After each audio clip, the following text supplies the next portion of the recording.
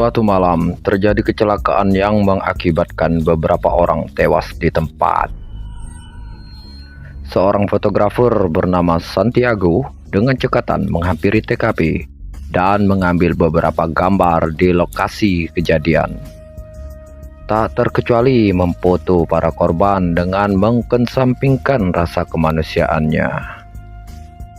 Setelahnya, di rumah ia mencetak foto-foto tersebut untuk kemudian ia kirim ke beberapa media online ternama. Dan inilah dia, Disappear Completely. Hari Senin, di pagi hari, Santiago dibangunkan pacarnya. Mereka telah bersama selama 14 tahun. Setelah ngobrol bla bla bla bla bla bla, hari itu ia berjanji akan menjemput pacarnya saat dia pulang kerja. Selanjutnya, Santiago melakukan rutinitas hariannya. Mandi, gosok gigi, sarapan, minum kopi, rokok, dan lainnya. Di kantor tempat ia bekerja, Santiago melihat hasil jepretannya semalam dimuat di halaman depan di beberapa surat kabar. Melihat itu bukannya senang, dia masih belum puas karena tujuannya adalah galeri yang lebih besar. Ia ingin hasil jepretannya terpampang di mana-mana. Bosnya mengatakan jika Santiago bisa mengambil foto yang bagus, lebih bagus lagi, dan lebih bagus lagi, maka dia akan mempertimbangkan hasil jepretannya untuk dibuatkan galeri pamerannya sendiri untuk Santiago. Hal itu membuat Santiago jadi bersemangat. Malam harinya, Santiago menyebut pacarnya seperti janjinya tadi pagi. Namun, ia ditelepon temannya yang seorang polisi, mengatakan bahwa ada sebuah insiden mengerikan. Jika mau mengambil foto, buruan datang kemari, Santi, kata temannya lewat telepon. Hal itu tentu saja membuat pacarnya kecewa. Pacarnya ngambek dan pulang sendirian. Sebelum pulang, Marcella pacarnya mengatakan bahwa ia sedang hamil. Wow. Setelah pacarnya pulang, Santiago langsung bergegas ke TKP. Namun temannya bilang kalau dia sudah terlambat karena sebentar lagi akan diadakan pemeriksaan oleh tim forensik pada si korban. Jadi siapapun tidak boleh mendekati TKP. Santiago yang sudah malang melintang jadi seorang reporter tidak kehilangan akal. Ia menyusup, menyelinap dan masuk melalui jendela rumah korban. Di dalam rumah sudah ada Pak Pol yang menjaga si mayat. Santiago menyogok Pak Pol tersebut supaya bisa mengambil gambar si korban. Bolehlah, kata petugas itu. Mayat tersebut sudah dimakan tikus. Kemungkinan kematiannya sudah beberapa hari, kata Pak Pol menjelaskan. Saat Santiago mengambil gambar, ada sesuatu yang bergerak di kegelapan, membuatnya tanpa sengaja menjepret ke arah suara tersebut. Pak Pol itu mendekati sumber suara. Pas dilihat, ternyata itu hanyalah seekor tikus. Santiago melanjutkan memfoto si mayat. Namun, tiba-tiba mayat tersebut bangun, membuat Santiago dan Pak Pol kaget. Ternyata yang disangkakan mayat tersebut belum mati. Lalu Santiago pulang. Di jalan ia dirampok seseorang. Dompet, uang, jam tangan, dan kamera berharganya diambil oleh bank rampok. Beruntung, rolnya berhasil ia amankan sehingga Santiago masih bisa melihat hasil jepretannya tadi. Tak lupa ia mengirim hasil jepretannya seperti biasa, berharap kali-kali aja hasilnya kali ini diminati para media online. Saat tidur, Santiago bermimpi aneh. Seakan-akan Santiago berada di dalam kantong mayat dan difoto oleh dirinya sendiri. Selasa di pagi hari. Di dapur, anjing kesayangannya yang bernama Zombie seperti mencari sesuatu di bawah meja. Karena masih kesal habis dirampok semalam, Santiago segera mengeluarkan anjing tersebut. Santiago kembali melakukan rutinitasnya. Tiba-tiba hidungnya mimisan. Ia segera mengobatinya walau tanpa ogah-ogahan. Lalu ia ditelepon teman polisinya. Temannya mengatakan bahwa ada mayat yang mereka temukan dalam keadaan sudah membusuk. Santiago sang fotografer segera ke sana. Ia mengambil gambar seperti biasa. Cepret. Polisi temannya tidak tahan dengan aroma mayat tersebut. Bahkan salah satunya sampai muntah-muntah. Maklumlah, udah beberapa hari mayat tersebut menjadi bangkai. Santiago yang profesional tetap santai saja. Namun asik-asik memfoto, ia baru menyadari bahwa indera penciumannya bermasalah. Ia sama sekali tidak mencium bau mayat tersebut. Lebih tepatnya, Santiago kehilangan indera penciumannya. Santiago melamun sambil bertanya-tanya. Dalam lamunannya, tiba-tiba mayat itu bangun. Seketika itu juga Santiago pingsan. Petugas medis yang memeriksanya mengatakan bahwa tidak ada masalah dengan tanda vitalnya. Normal saja. Apakah ada hubungan dengan cedera kepala? Karena semalam ia habis dirampok dan dipukuli. Petugas medis tersebut menyarankan Santiago memeriksakannya ke dokter spesialis. Hari Rabu di pagi hari. Anjing kesayangannya semakin agresif hari itu. Santiago santai je. Kali ini ia membiarkan anjingnya menggonggong. Seralah pikirnya.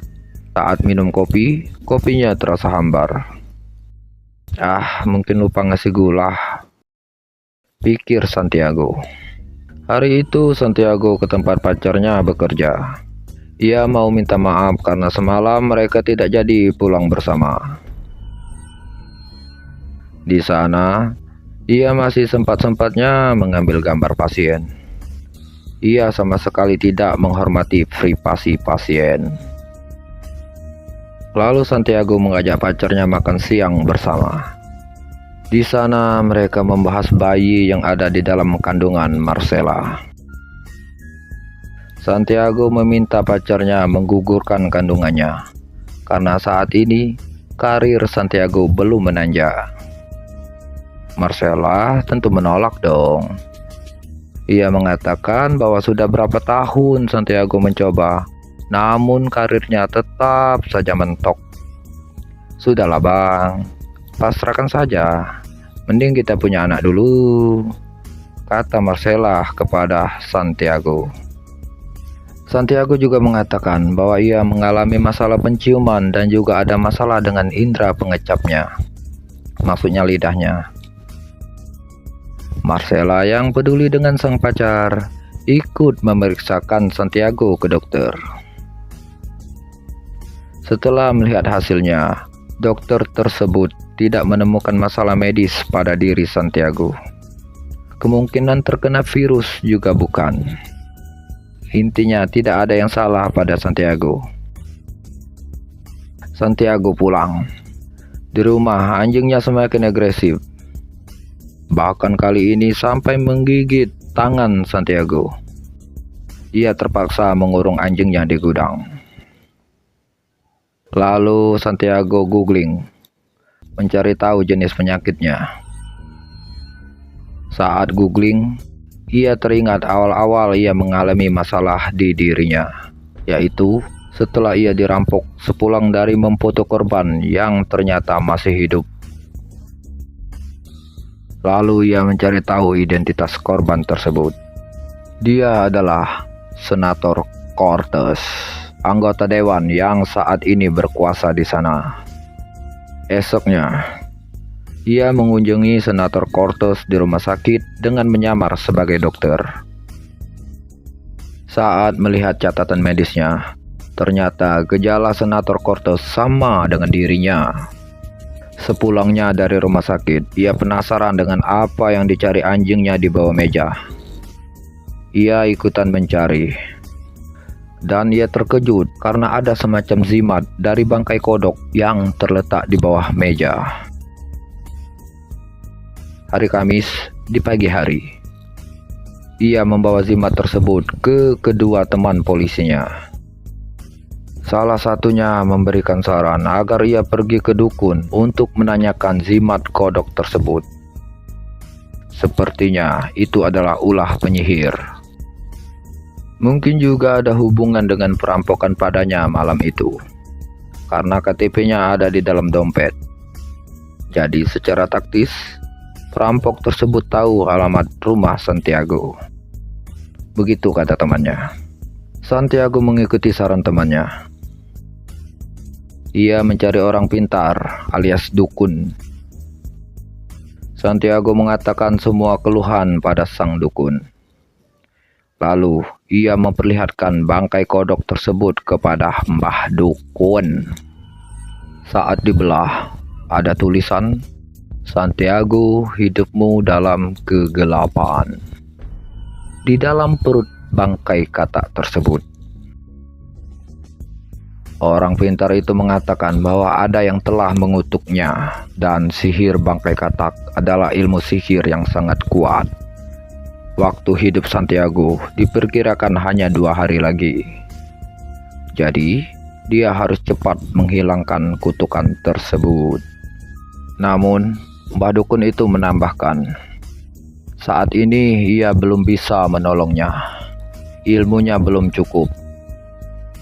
Belum level 15, dan item juga belum lengkap bro. Masih harus farming dulu, kata si dukun. Gini aja, kalau minat, gua punya guru dukun yang lebih sakti dari gua. Namun, pastinya dengan bayaran yang sangat mahal. Dan lagi, Santiago harus menyediakan tumbal lain sebagai pengganti nyawanya. Itu kata si dukun. Sepulangnya dari rumah Mbah Dukun, kini Santiago mulai kehilangan indera perabanya. Tangannya tidak dapat merasakan apa-apa. Santiago cemas akan nasibnya. Di rumah, uang tabungannya tidak cukup. Ia akhirnya menjual semua barang-barangnya dengan sangat terpaksa. Lalu ia menyiapkan bahan-bahan yang diminta Mbah Dukun. Kemudian membius anjing kesayangannya untuk ia jadikan tumbal pengganti nyawanya. Di perjalanan ia tidak membalas saat Marcella bertanya di mana ia saat ini. Lalu Santiago dibawa oleh sang dukun ke rumah dukun yang lebih sakti. Malam harinya mereka mengadakan ritual pemindahan kutukan dari Santiago ke anjingnya. Sambil mulut komat kamit mulut Mbah Dukun baca mantra. Sambil ngerokok pula. Bener apa enggak sih dukun ini? Lanjut ya. Sambil mulut komat kamit Santiago. Oke, lanjut. Santiago seperti kerasukan. Ia melihat kilasan-kilasan pacarnya, anjingnya, Mbah Dukunnya, apanya, segalanya gitulah pokoknya. Dibarengi dengan anjingnya yang terus menggonggong. Terakhir, sebagai pensucian dirinya dari kutukan, Santiago harus membunuh anjing kesayangannya dengan tangannya sendiri. Walau berat dan sedih, namun ia terpaksa karena ia belum siap untuk mati. Jadi biar anjingnya aja yang mati. Dan setelah itu, ia dimandikan darah anjing tersebut. Hari Jumat, 2 hari lagi menjelang kematian. Pagi harinya dukun tersebut mengatakan bahwa kutukannya sudah berhasil mereka hilangkan. Ia pun pulang dengan perasaan lega.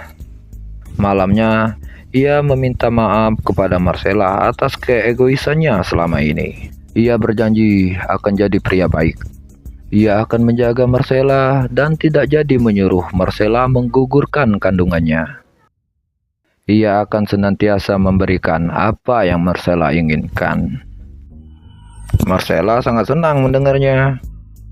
Lalu mereka melepas dahaga asmara bersama.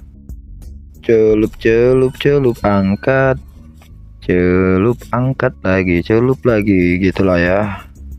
Lalu, Sabtu di pagi hari, Santiago merasa seperti ada yang masuk ke dalam telinganya.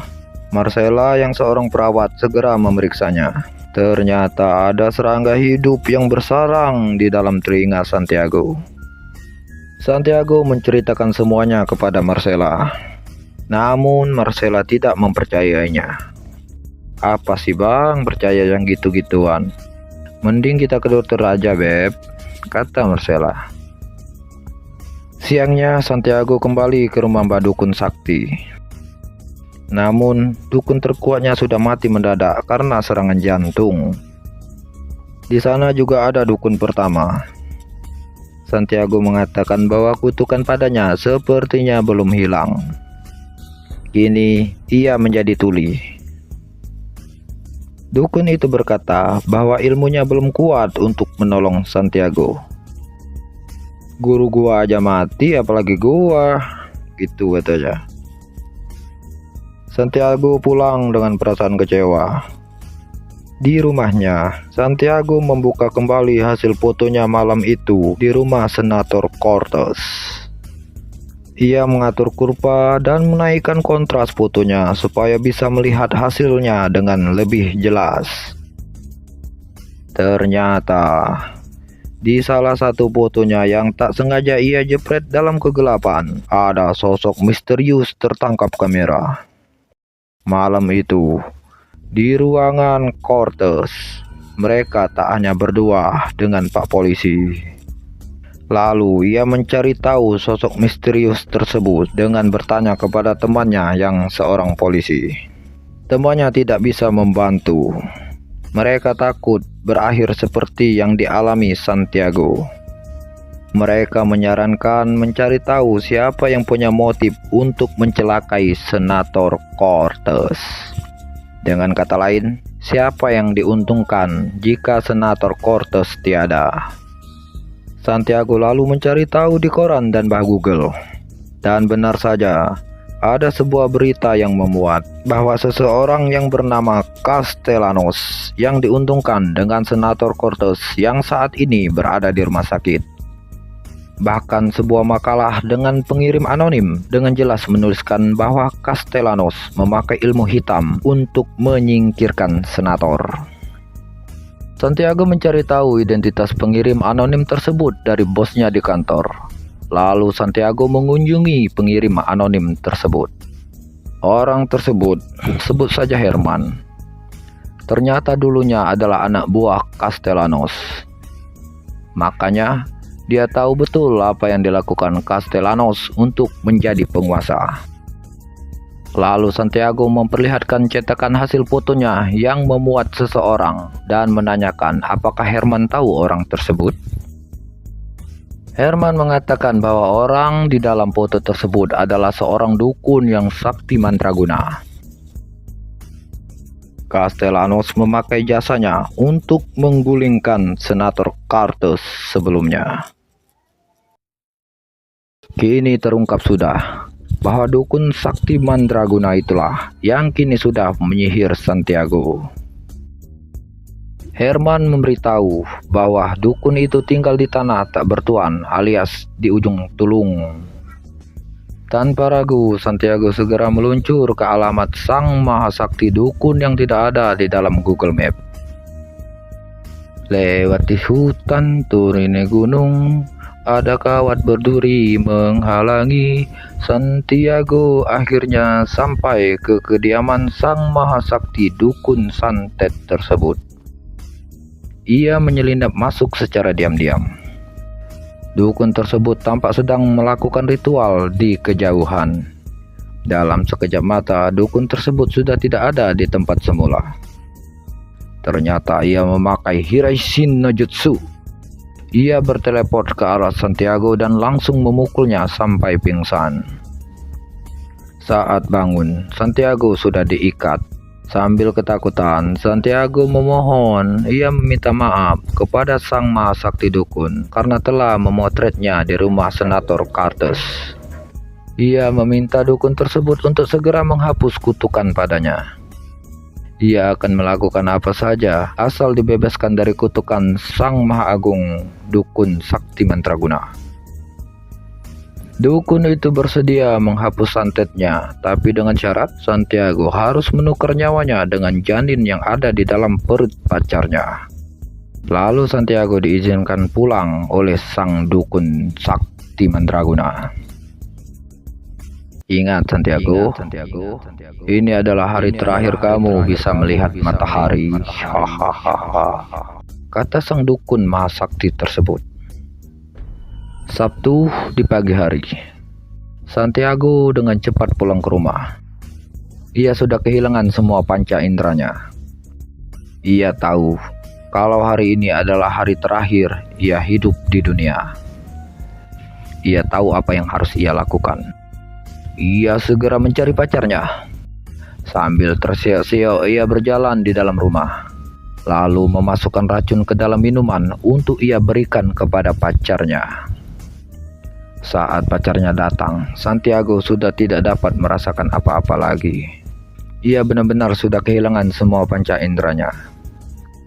Pacarnya yang tahu harus apa, langsung mengambil minuman beracun tersebut dan hendak meminumnya. Namun di saat kritis, sepersekian detik, Santiago segera menepis gelasnya. Ia berubah pikiran. Dukun tersebut boleh saja mengambil semua panca inderanya, namun tidak dengan kewarasannya. Ia lebih memilih mati daripada mengorbankan pacar dan calon bayinya. Dan Santiago pun mati. Film ini pun tamat.